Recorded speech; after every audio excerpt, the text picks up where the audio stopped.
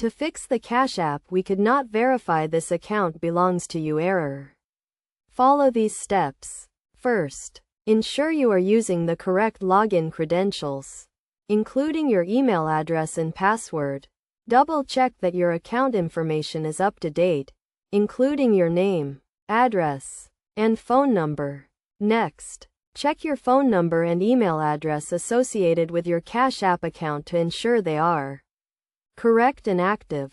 If you have recently changed your phone number or email address, update this information in your Cash App account. If you are still having trouble, try resetting your Cash App password.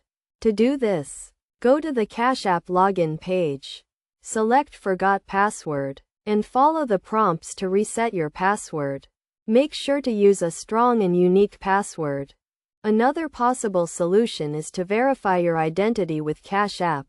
To do this, go to the Cash App settings, select Profile, and then select Verify My Identity. Follow the prompts to provide the required identification documents, such as a driver's license or passport. If none of these steps resolve the issue, try uninstalling and reinstalling the Cash App. This will reset the app to its default settings and may resolve any technical issues that are causing the error.